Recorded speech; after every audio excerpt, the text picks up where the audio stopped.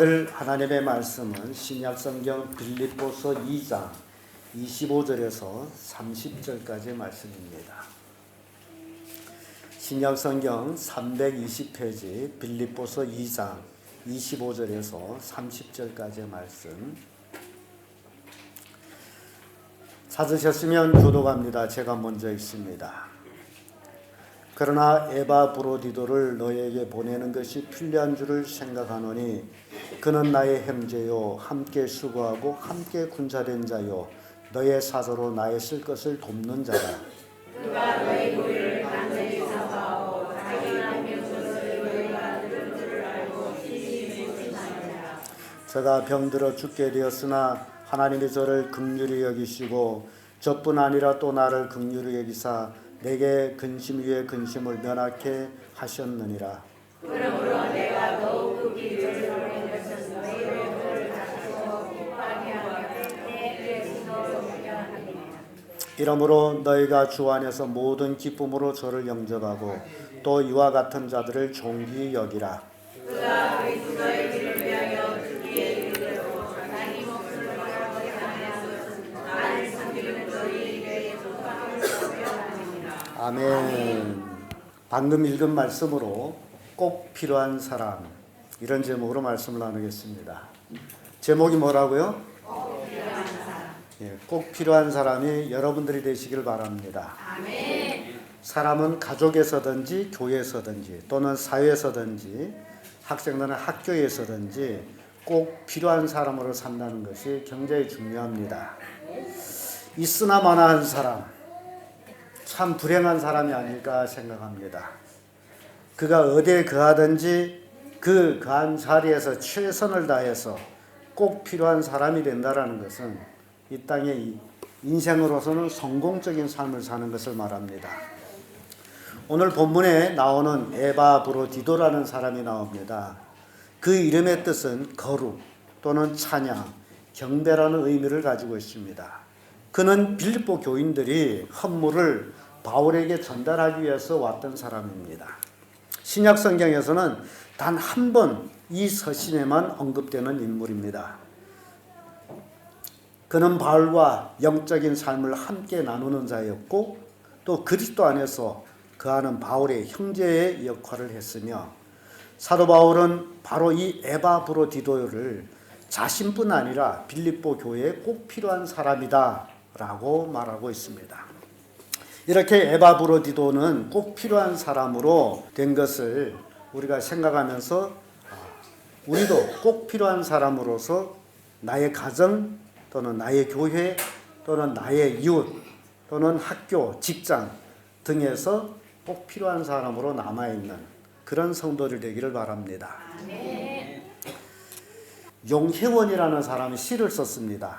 그 사람이 시에 나는 꼭 필요한 사람이다 라는 제목의 시입니다. 그래서 오늘 설교 제목하고는 굉장히 맞는 것 같아요. 제가 이 시를 소개해 드립니다. 큰 소리로 세상을 향하여 외쳐 보십시오.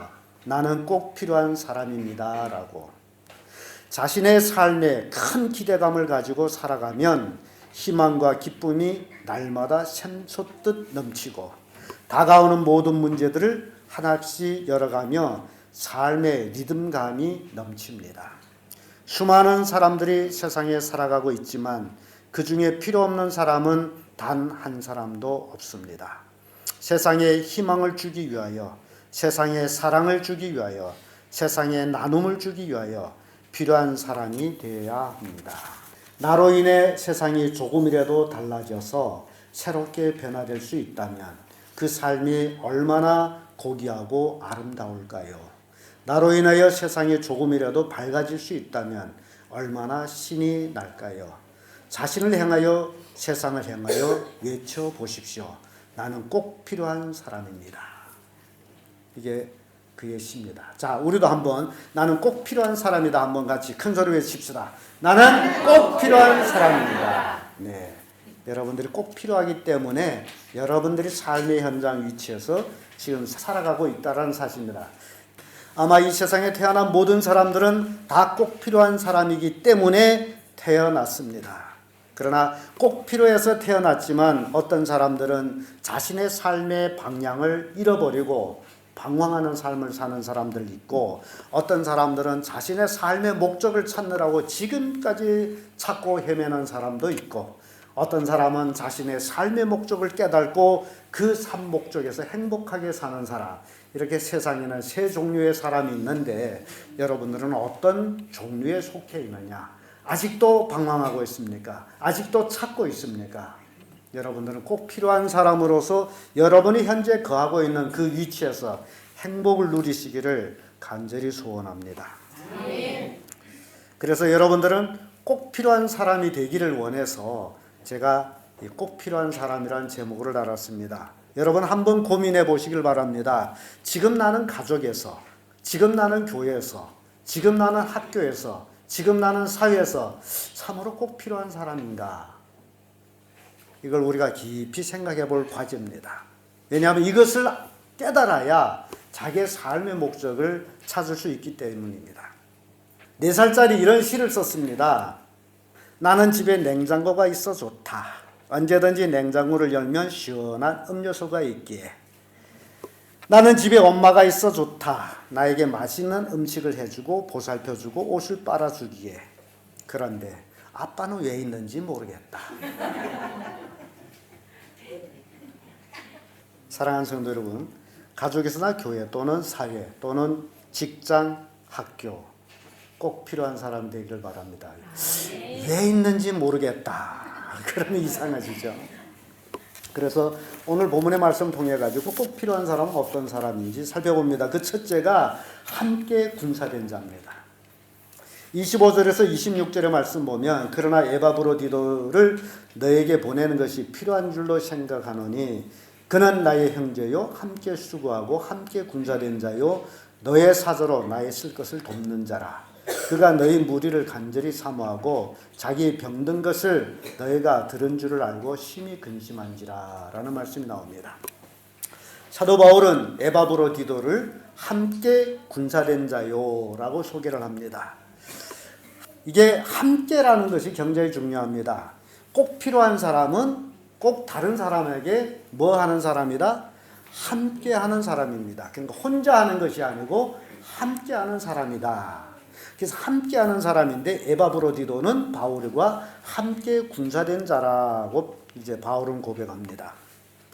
이렇게 모든 교회는 꼭 필요한 사람이 있어야 합니다. 마치 에바브로디도와 같은 함께 군사된 사람들. 우리 승리교회 모든 성도님들은 다 예수 그리스도를 믿고 구원받아 함께 군사된 자들이 될 때에 꼭 필요한 사람이 됩니다. 함께 군사된 자들이라고 생각해 볼 때 군인들은 무엇이 움직이느냐? 군인들은 무엇이 움직여요? 명령에 움직입니다. 그러면 우리 승리교회 모든 성도들이 참으로 꼭 필요한 사람이라면 함께 군사된 자들인데, 함께 군사된 자들은 교회 명령에 함께 하는 자들이다. 올해 우리 표어가 뭡니까? 하자 전도입니다. 이 구호를 외침으로 내가 정말 승리교회에 함께 군사된 자들이라면 이 표의 명령에 순종해서 나가서 싸우는 자들이 되어야 된다는 겁니다. 구호는 구호대로, 삶은 삶대로 이러면 함께 군사된 자가 아니라는 거예요. 재미있는 이야기 있더라고요. 어떤 집에 큰 냉장고가 배달이 됐습니다. 그래서 그 배달한 사람이 그걸 이렇게 들어 올리려고 하는데 그 동네 사람들이 또 마음이 너무너무 고와가지고 나와가지고 같이 도와주려고 4사람이 나와서 냉장고를 같이 이렇게 들고서 올라가려고 하는데 문제가 생겼어요. 4시 혼자는 낑낑거리고 2층까지는 올라왔는데 4사람이 같이 하는 게 냉장고가 움직여지지를 않습니다. 4사람이 힘을 쓰면 되겠는데 움직여지지를 않아요. 근데 왜 그러냐 했더니 한 사람은 냉장고가 내려가는 줄 알고 밑으로 잡았대요. 한 사람은 이쪽 문으로 들어간 줄 알고 그 문을 다니고, 한 사람은 중간 문을 다닌 줄 알고 이쪽으로 다니고, 한 사람은 울로 올라간 줄 울로 다니고, 각기 자기 힘을 쓰기 때문에 냉장고가 옮겨지지 않는 거예요. 그럼 뭘 얘기합니까? 목표가 없이 힘을 써서는 이루어지는 것이 없다라는 겁니다. 한 목표를 가질 때, 우리가 함께 군사된 자로서 예수 그리스도의 명령을 받고 함께 일할 때, 그때 꼭 필요한 사람이 된다는 겁니다. 나는 올라가려고 하는데 내리댕긴 사람 필요합니까? 필요 없습니다.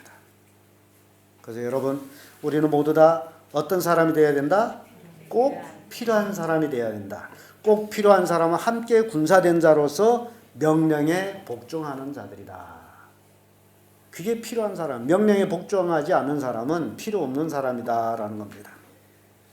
그래서 사랑하는 성도 여러분들도 교회에 꼭 필요한 사람들이 되어서 마치 에바브로디도처럼 복음에 함께하는 형제요, 복음과 함께 수고하는 자요, 복음과 함께 군사된 자들로서 서로 위하여 근심을 덜어주는 그런 귀한 성도를 되기를 축복합니다. 고린도후서 8장 23절의 말씀 보면 디도로 말하면 나의 동무요, 너희를 위한 나의 동력자요, 우리 형제들로 말하면 여러 교회 사자들이여 그리스도의 영광이니라. 지금 사도 바울이 디도에 대한 말과 에바브로디도에 대한 말은 거의 비슷하게 표현을 하고 있습니다. 이렇게 교회에서 분명한 복음으로 하나 된 사람은 그 누구든지 에바브로디도였든지 디도였든지 똑같이 한 사람이 된다라는 겁니다. 이게 꼭 필요한 사람이에요. 우리는 교회 안에서 똑같이 어떤 사람이 되어야 된다? 한 사람이 되어야 됩니다. 한 명령에 움직이는 한 사람이 되어야 돼요. 그래서 교회는 하나예요. 하나의 지체예요. 우리 성도들은 하나의 지체예요.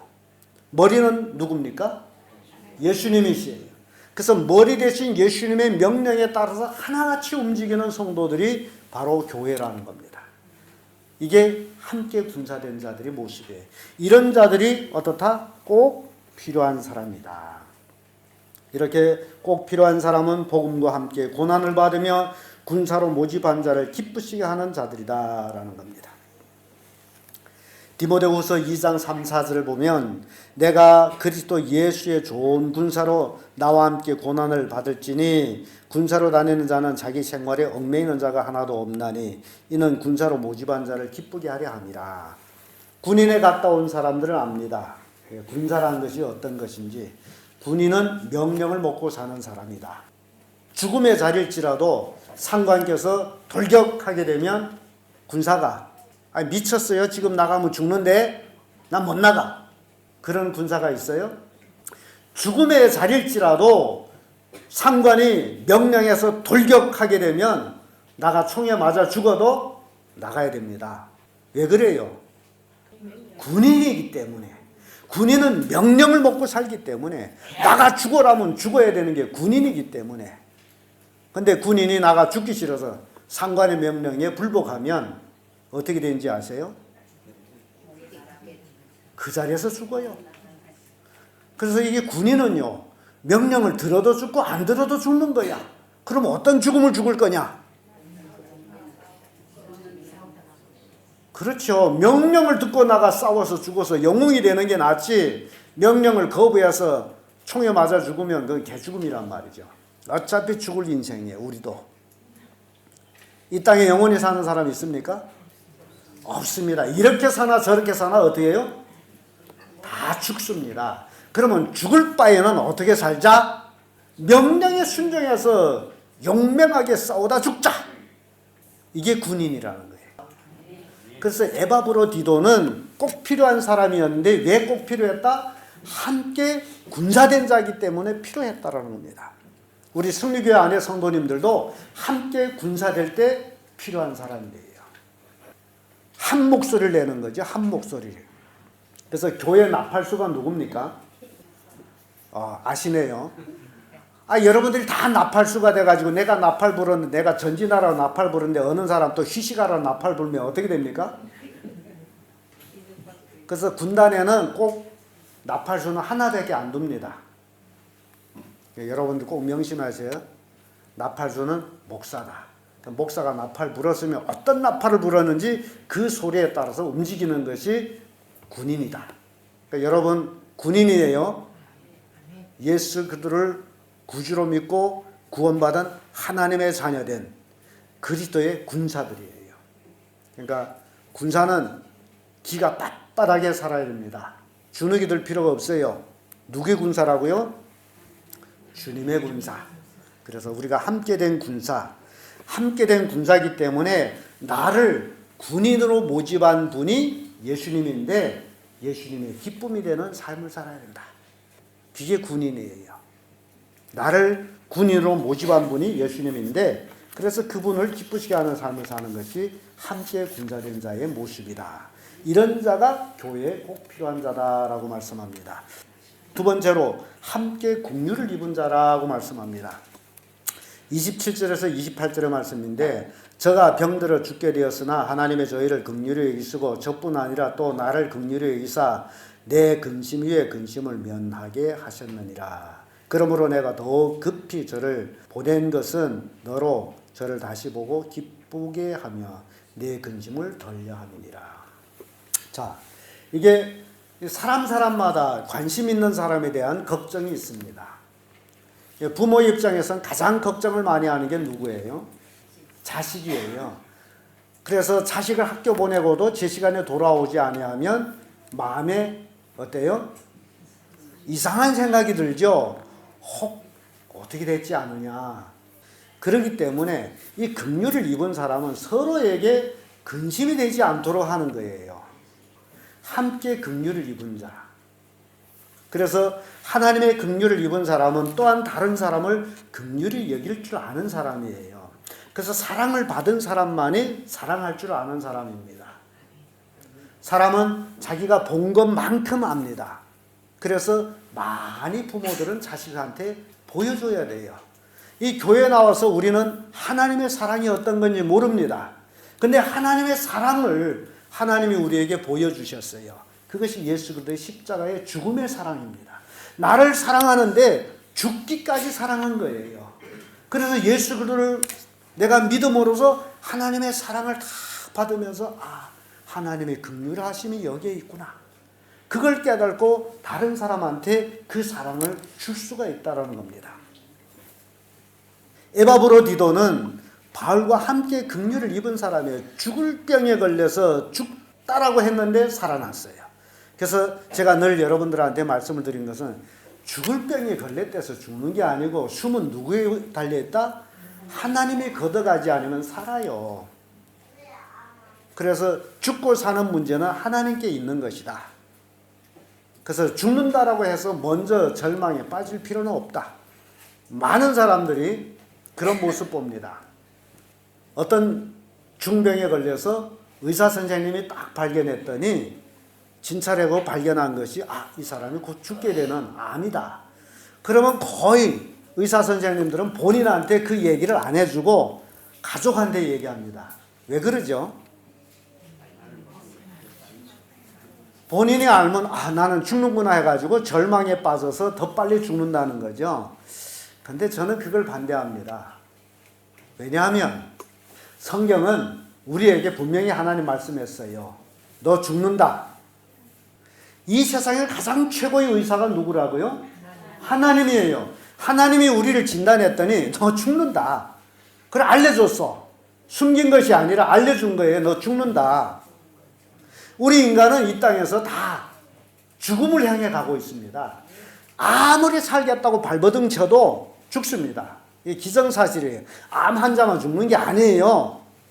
암 안 걸려도 죽습니다. 죽을 때가 되면. 하나님의 긍휼을 입어가지고 이 땅에서 더 살 수 있는 기회를 얻을 뿐이에요. 근데 하나님께로 볼 때에는 몇 년 더 살았든지 덜 살았든지 아무 의미가 없어. 왜냐 하나님께서는 1000년이 하루가 같다 그러죠. 1000년이 하루. 인간에게 1000년은 하나님께 하루와 같은 겁니다. 그러면 여러분 생각해 보세요. 1000년을 24시간을 나눠버리면 우리 교회 대학생들이 머리가 뱅글뱅글 돌아서 한번 나눠봐. 1000년 24로 나누면 숫자 몇 개 나오느냐? 40. 그러면 하나님의 시간으로 할 적에는 40이 1시간이란 말이에요. 내가 40살 먹었다 할 적에 겨우 1시간 살았어. 80살 먹었으면 2시간 산 거예요. 그러면 우리가 살고 있는 여름에는 하루살이들이 있어요. 하루살이. 24시간 사는 하루살이. 우리가 하나님 앞에 볼 적에는 하루살이봐도 못해. 좀 더 살면 뭐예요? 몇 년 더 살면 뭐예요? 의미가 없어요. 가장 중요한 것은 하나님의 긍휼을 잊고서 살아가는 삶. 어차피 나는 죽을 인생인데 나처럼 죽을 인생을 긍휼히 여기면서 살아가는 삶. 근심을 덜어주는 삶. 이것이 중요하다는 겁니다. 애들은 학교 갔다 제 시간에 어떻게 되죠? 집으로 와야죠. 그래야 근심을 덜어주죠. 그래서 서로 긍휼을 입은 사람들이 서로에게 근심을 덜어주는 삶. 이게 꼭 필요한 사람이라는 거예요. 마태복음 5장 7절의 말씀 보면 긍휼히 여기는 자는 복이 있나니 저희가 긍휼히 여김을 받을 것이며 라고 말씀합니다. 긍휼히 여기는 자가 긍휼히 복을 받는다. 그래서 우리는 사람이 서로를 긍휼히 여겨야 됩니다. 야고보서 2장 13절을 보면 긍휼히 행하지 아니한 자에게는 긍휼이 없는 심판이 있으리라. 긍휼은 심판을 이고 자랑하느니라 라고 말씀합니다. 그래서 긍휼을 도대체 뭔 단어인지 사전에서 찾아봤습니다. 들었더니 사전에서는 불쌍히 여김 또는 가엾게 여겨 도움, 그렇게 긍휼을 해석하고 있습니다. 우리 각자는 실은 다 불쌍히 여김을 받을 자들이에요. 왜냐하면 이 땅에서 다 죄악으로 죽어가는 사람들이기 때문에. 참 불행하지 않습니까? 우리가 태어나기는 왜 태어났어요? 여러분 왜 태어났어요? 살기 위해서 태어났는데 태어나 봤더니 죽음의 길로 가는 인생이야. 왜 그렇죠? 죄 때문에. 내가 태어나고 봤더니 나는 죄를 가지고 태어난 사람이야. 죄를 가지고 태어났기 때문에 죽을 수밖에 없는 인생이 돼버렸어. 그러니까 피차 우리가 돌아볼 때 너도 죽는구나. 나만 죽는 게 아니고. 다 불쌍하잖아요. 그렇죠? 다 불쌍하죠? 안 그렇습니까? 아파 본 사람이 아픈 사람의 심정을 이해하죠. 아파 보지 못하게 되면 아픈 게 뭔지 몰라요. 밤낮 엄살만 쓴다 그러죠. 아픈 걸 모르기 때문에. 그래서 우리가 죄악으로 멸망하는 사람이 어떤 심정인지 그걸 우리가 스스로 깨달을 때에 다른 사람을 긍휼히 여길 수가 있는데요. 이렇게 우리도 다 불쌍한 사람들이 태어나서부터 죄인으로 태어났기 때문에 얼마나 불쌍합니까? 다른 말로 하면 옛날에 노예시대 때에 한 집에서 똑같이 태어난 아이가 있는데 하나는 주인의 자식으로 태어나고 하나는 종의 자식으로 태어났어. 똑같이 태어났지만 태어나는 신분이 다르기 때문에 걔들의 인생이 달라져요. 꽃같이 태어났는데 종으로 태어난 자는 종이야. 꽃같이 태어나는데 주인의 자식으로 태어난 자는 주인이야. 공평합니까? 공평하지 않죠. 이게 인생이란 말이에요. 얼마나 불행합니까? 우리는 다 태어남으로 인해서 죄종으로 태어났어. 불행하지 않습니까? 그런데 누군가가 먼저 예수 믿는 사람이 우리에게 복음을 전해줬어요. 예수 믿으면 죄에서 자유함을 받는다고. 그래서 우리가 예수 믿고 죄에서 자유함을 받았어. 이제 종의 자녀가 됐다가 주인의 자녀가 됐어요. 기쁘죠? 그러면 지금도 종의 자녀로 지내가는 사람들을 보면서 여러분 같이 지내면서 야, 너 지금도 종의 자녀로 자네 얼마나 불쌍하냐. 좀 긍휼히 여겨가지고 자유의 복음을 전해줘야 될 거 아닙니까? 그게 긍휼히 여기는 거예요. 자기는 구원받아서 하나님의 자녀가 됐다면 자기 친구는 지옥 가는데 그래 빠이빠이 우리 서로 헤어지자. 너는 지옥 나는 천국. 그게 친구입니까? 그게 친구예요? 아니죠. 아, 친구 아니다. 그러면 가족 식구들 놓고 볼 때 나는 예수 믿고 하나님의 자녀가 됐는데 가족의 남편, 아내, 자식들이 예수 안 믿는다. 빼빼 나는 천국 너희는 지옥. 그게 가족입니까? 이게 말이 되냐고. 어찌 예수 그리스도를 믿고 긍휼히 입어가지고 긍휼히 여길 줄 모르냐 말이에요. 그래서 꼭 필요한 사람은 함께 서로 긍휼히 여기는 사람들이에요. 여기 교회 안에서 꼭 필요한 사람은 정말 긍휼히 여겨가지고 그 하나님의 사랑을 전하는 사람이지 자기 혼자만 잘 먹고 잘 사는 사람이 아니다. 그걸 얘기하고 있습니다. 창문과 거울이라는 글이 있습니다. 너무너무 좋은 글 같아요. 뭔가 잘 될 때는 창문을 보라. 창문을 보면 밖의 세상, 즉 내 주위에 누군가가 보인다. 고객, 직원, 동료, 협력사원, 가족 등의 모습이 보인다. 뭔가 잘 됐다는 것은 이들이 나를 도와줬기 때문이다. 오늘의 성공은 모두 이들의 덕분이다. 재밌죠? 좋은 말씀이죠? 내 주변 사람들이 없이 내가 성공이 있을 수 없다라는 겁니다. 그러면서 뭔가 잘 되지 않았을 때 거울을 보라. 거울 보면 자신밖에 보이지 않는다. 이렇게 결과가 안 좋은 것은 내가 잘못한 것이고 내 책임이 크다. 내 자신이 무엇을 좀 더 잘할 수 있는지 있지 않았을까 생각해 보라. 이 길을 보면서 무언가 잘못됐을 적은 어떻게 하라? 조용히 거울을 보라. 거울을 봤더니 누구만 보여? 나만 보이는데 내가 못해서 그랬구나. 내가 좀 더 잘했으면 잘 됐겠을. 참 좋은 글입니다. 우리가 서로서로를 향하여서 성공은 너 때문에, 실패는 너 때문에 생각한다면 서로를 긍휼히 여기게 되고, 서로를 긍휼히 여길 때 우리의 가족이나 교회는 또는 사회 또는 학교에서는 꼭 필요한 사람이 된다. 긍휼히 여길 때 꼭 필요한 사람이 되는 거다. 긍휼이 없는 사람은 긍휼이 없는 심판을 받기 때문에 필요하지 않다라는 겁니다. 디모데전서 1장 13절의 말씀 보면 내가 전에는 회방자요 핍박자요 폭행자였으나 도리어 긍휼을 입은 것은 내가 믿지 아니할 때 알지 못하고 행하였습니다. 이 긍휼을 입은 것은 자신의 과거에 잘못된 것을 아는 것입니다. 하나님의 긍휼을 입고 돌이켜봤더니 내가 지난 과거가 정말 잘못했구나. 내가 정말 죄를 지었구나. 그걸 깨달으면 어떻게 하죠? 회개한단 말이죠. 이게 사람에게는 참 그 기회라는 게 있어요. 마귀와 사람과의 다른 점이 있습니다. 마귀도 죄를 짓고 사람도 죄를 짓는데 죄를 지을 때는 똑같은 성질을 가지고 있지만은 그러나 다른 점이 있어요. 사람과 마귀. 뭐가 다르냐? 마귀에게는 기회가 없습니다. 사람에게는 기회가 있습니다. 우리는 똑같이 잘못했습니다. 똑같이 잘못하고 똑같은 죄인이에요. 그럼에도 불구하고 하나님께서 우리에게 준 기회가 있는데 그게 뭐냐? 회개의 기회라는 겁니다. 내가 숨을 쉬고 살아있는 동안 숨이 끊어지기 전까지는 나에게 기회가 주어지는데 그게 뭐다? 회개하는 것. 그래서 어찌 보면 내가 지금 살아있는 게 내가 회개하지 않은 게 있어서 하나님 살려줄지도 몰라요. 그걸 회개하지 않고 죽으면 지옥 가기 때문에. 기회예요. 내가 살아있는 동안 하나님께서 나를 살게 해주신 것, 그 기회를 여러분 놓치지 말라.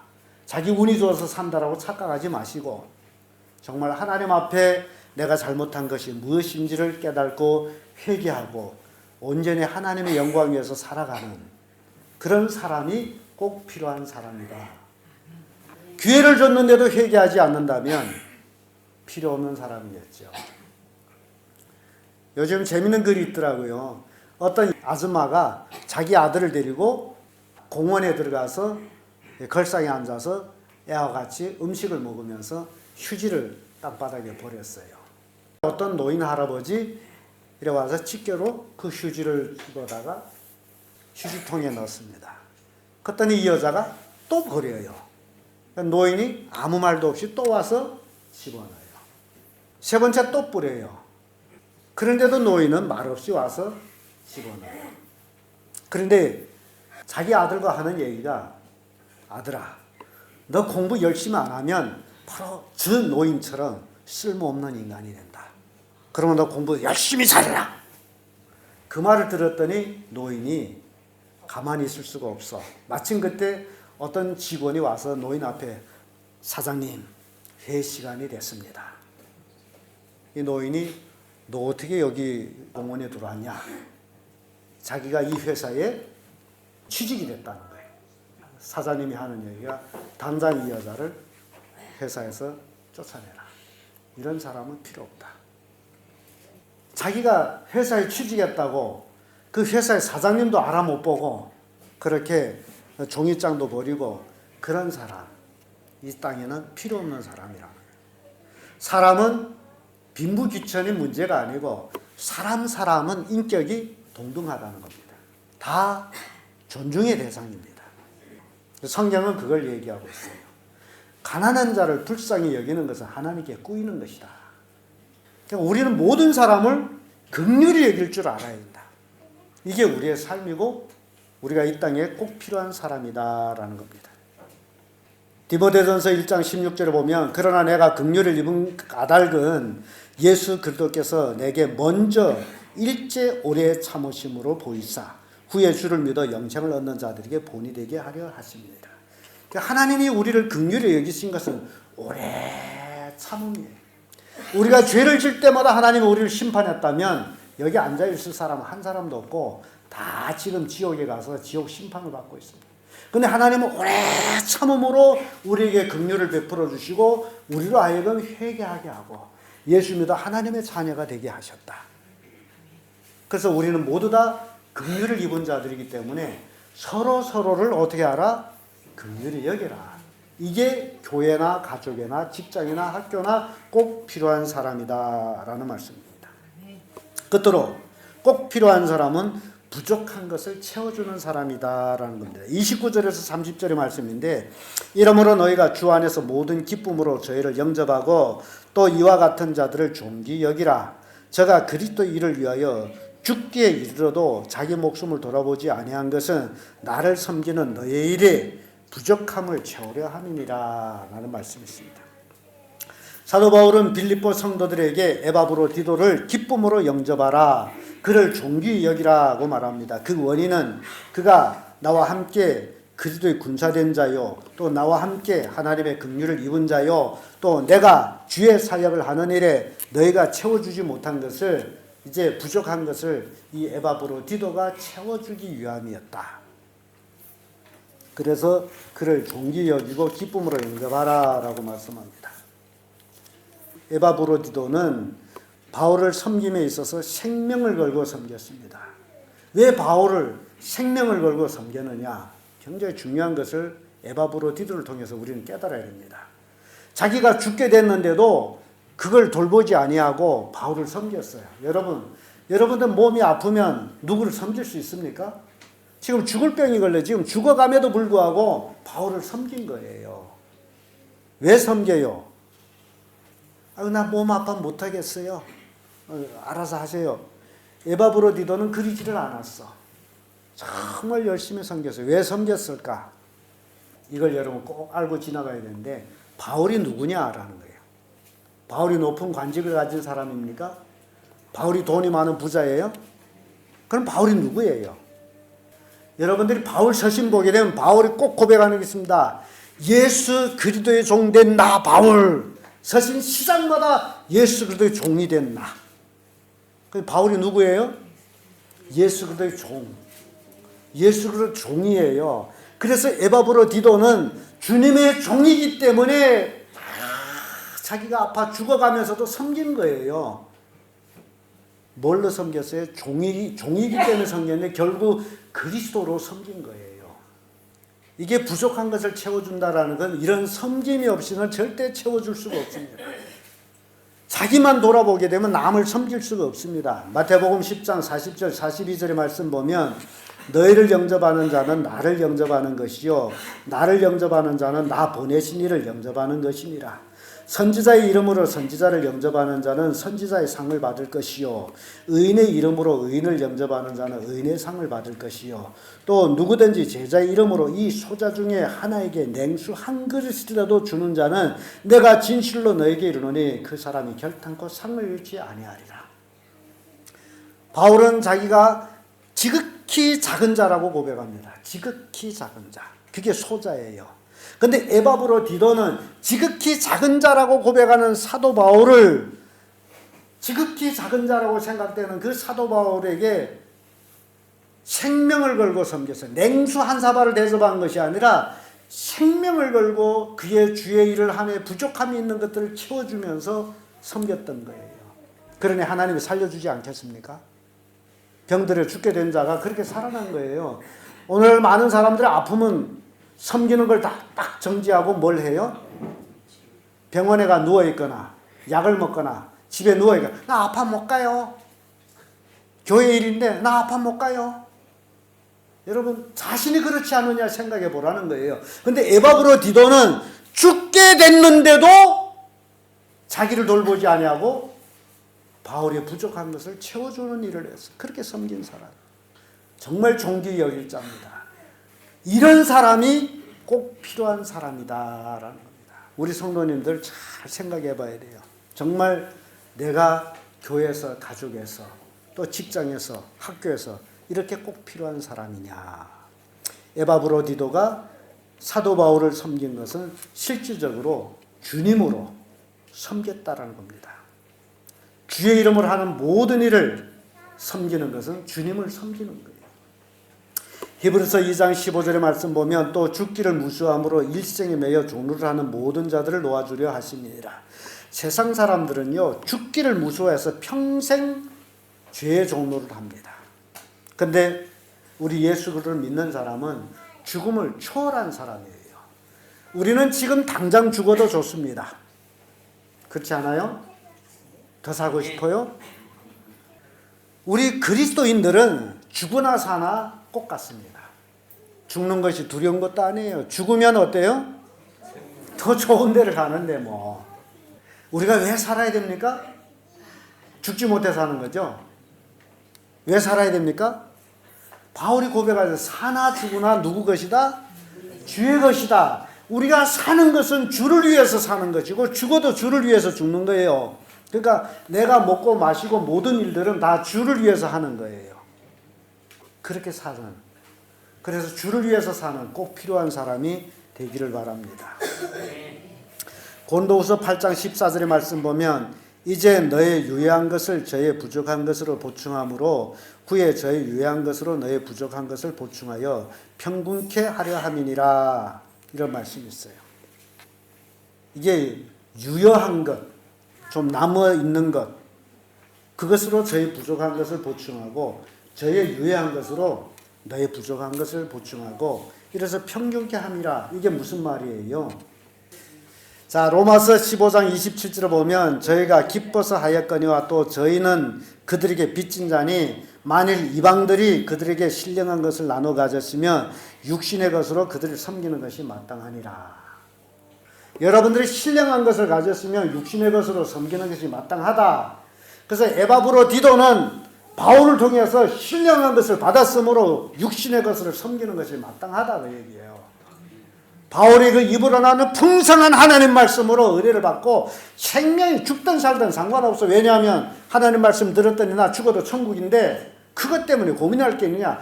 죽음이 임했음에도 불구하고 바울을 섬긴 거예요. 그에게 섬길 수 있는 것은 그의 물질이었기 때문에. 바울이 에바브로디도에게 줄 수 있는 것은 말씀이었기 때문에. 하나님의 계시의 말씀을 그에게 준 거예요. 그러니까 여러분들이 하나님의 말씀이 거저 흘러나온다고 생각하지 마세요. 목사가 이 강단에 서면 말씀이 절절절절 나온다, 절로 나온다. 세상에 그런 일은 하나도 없습니다. 모든 일의 성과는 노력의 대가입니다. 일을 안 하고 나올 수 없습니다. 옛날에 귀신 방망이처럼 뚝딱 나오라 하면 나오는 것이 없습니다. 다 연구하고 기도하고 준비해야 되는 것들이에요. 그래서 우리가 이제 서로가 꼭 필요한 사람, 사랑하는 성도 여러분, 모두 다 교회에 꼭 필요한 사람이 되기를 바랍니다. 성도들은 꼭 필요한 사람, 교회에 필요한 사람이 되고 목사도 꼭 필요한 목사가 되고 이럴 때 서로에게 섬김이 되는 것, 부족된 것을 채워주는. 여러분들이 교회를 나왔는데 제가 여러분들이 부족된 것을 채워주지 못한다면 저는 여러분들한테 필요 없는 사람이 됩니다. 이해가 됩니까? 여러분들이 교회 열심히 나오고 새벽기도 나와서 여러분들이 부족된 것을 내가 채워주지 못한다면 저는 여러분들한테 필요 없는 사람이에요. 채워준다면 필요 있는 사람이에요. 그러면 제가 여러분들한테 필요 있는 사람입니까? 그러면 여러분 나에게 필요한 사람이 돼야죠. 서로에게 부족된 것을 채워주는 사람. 이게 교회에 꼭 필요한 사람이라. 사회생활이라는 것은 서로 주고받음입니다. 오픈가품이라는 그러죠. 서로에게 줄 수 있는 걸 주는 거예요. 제가 여러분들한테 줄 수 있는 게 뭡니까? 말씀이죠. 돈이 아닙니다. 근데 괜히 목사님한테 전화, 목사님, 나 돈이 없는데 좀 돈 꿔주세요. 그럼 내가 어떻게 해야 됩니까? 어떻게 해야죠? 그래, 돈 가지러 와. 그럼 난 돈 어디서 만들어야죠? 말씀으로 만들어요? 아이고야. 옛날에 그런 사람 참 많았는데 지금은 없어요. 목사가 앉아요. 뭐 돈주머니를 알거든. 목사님, 내가 지금 돈 가지러 갑니다. 기다리세요. 이야, 그런 사람이 있었어요. 집에 있는데 전화 따라랑 와서, 목사님, 내가 지금 돈 가지러 갑니다. 내가 은행이야. 돈을 맡겨놨어요. 그러니까 꼭 필요한 사람은 서로의 부족된 것을 채워주는 사람인데, 목사는 성도들에게 물질을 채워주는 사람이 아니라 뭘 채워준다? 말씀을 채워준다. 목사한테 구할 때는 뭐가 부족하면 구해야 됩니까? 성경 읽다 보니 욕을 모르겠어요. 목사님 좀 알려주세요. 그런 걸 구해야지. 목사님은 나 지금 병원 가는데 돈 없어요. 돈 좀 주세요. 그건 아니라는 거죠. 그래서 우리는 서로에게 부족된 것을 채워주는 그런 꼭 필요한 사람이 되기를 간절히 소원합니다. 그래서 여러분들이 전도에 꼭 필요한 성도가 되고, 주변에 수많은 사람들을 긍휼히 여겨서 그들을 구원하고, 그래서 섬기는 그런 성도를 되어야 된다라는 겁니다. 우리 승리교회 성도들은 그래도 많이 성숙됐습니다. 지난 추수감사절 때에도 성도님들이 자기 것을 이제 털어가지고 섬겨가지고 떡도 하고 국도 하고 반찬도 하고 간식도 했습니다. 이런 섬김이 굉장히 복유한 것이죠. 이런 꼭 필요한 사람, 이런 사람들을 될 때에 하나님의 놀라운 축복을 받는다는 겁니다. 이제 돌아오는 성탄들도 이제 여러분들이 이렇게 서로의 섬김으로 아름다운 교회를 이루어 나가기를 간절히 소원합니다. 사랑하는 성도 여러분, 여러분들이 자기 처한 위치에서 가족에서나 교회에서나 꼭 필요한 사람이 되기를 예수님 이름으로 축복합니다.